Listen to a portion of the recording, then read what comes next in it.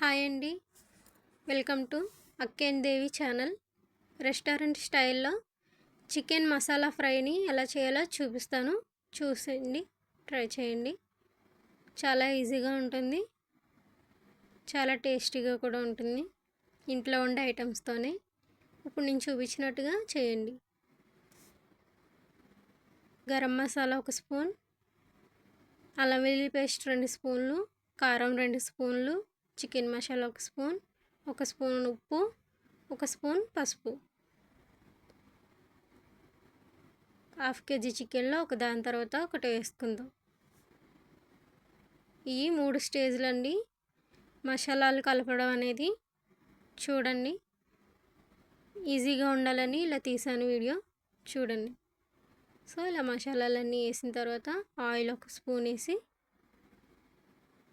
బాగా పట్టించండి. తర్వాత నిమ్మకాయ బద్ద వేసుకుందాం. పిక్కలు తీసేసి వేసుకోండి. బాగా కలపాలి.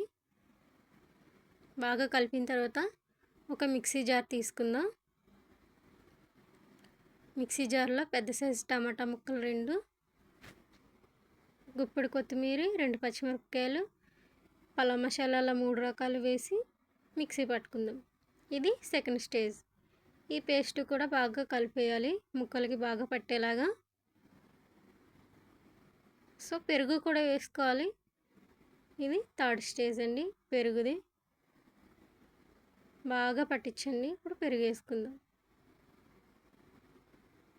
ఒక 2 స్పూన్లు పెరుగు వేసిన తర్వాత బాగా కలిపి ముక్కలకి పట్టించండి. ఒక 2 పెద్ద సైజు ఉల్లిపాయల్ని పొడవుగా కట్ చేసి ఫ్రైడ్ ఆనియన్గా రెడీ చేసుకుందాం. ఒక 3 స్పూన్లు ఆయిల్ వేసుకొని మందపాటి గిన్నె తీసుకోండి. సో అవి పొడవుగా కట్ చేసుకున్న ఉల్లిపాయ ముక్కల్ని వేసుకొని బాగా ఫ్రై చేసేద్దాం. వీడియోలో చూపిస్తున్నట్టుగా చేయండి. హై ఫ్లేమ్లో పెట్టాలి, దగ్గరుండి బాగా ఫ్రై చేసుకోవాలి.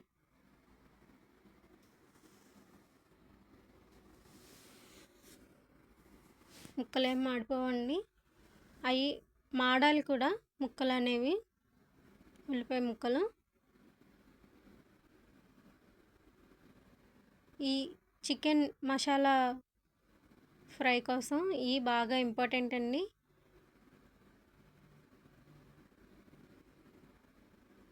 సో ఇలాగ బాగా మాడాలి, ఇంకా మాడాలండి. కుక్ అవుతూ ఉంటే చూడండి. వీడియో మాత్రం స్కిప్ చేయకండి ప్లీజ్, చూడండి. ఇలా బాగా ఫ్రై అయిన తర్వాత కలిపి పెట్టుకున్న ఈ చికెన్ని, మసాలాలతో ఉన్న చికెన్ని వేసేసుకుందాం.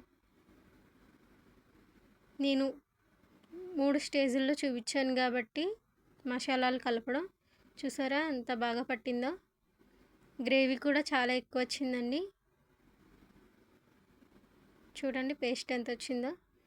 సో ఇదంతా వేసేసి ఉల్లిపాయ ముక్కలు బాగా కలిసేలాగా కలుపుకుందాం. కలిపేసి మూత పెట్టేయండి. ఇంకేమీ వేయక్కర్లేదు. అలాగా ఒక 5 నిమిషాలు లో ఫ్లేమ్లో పెట్టండి.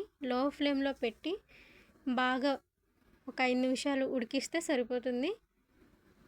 ఇంకా అంతగా ఉడకలేదని అంటే కనుక ముక్క ఉడికిందో లేదో మెదిపి చూడండి, తెలుస్తుంది.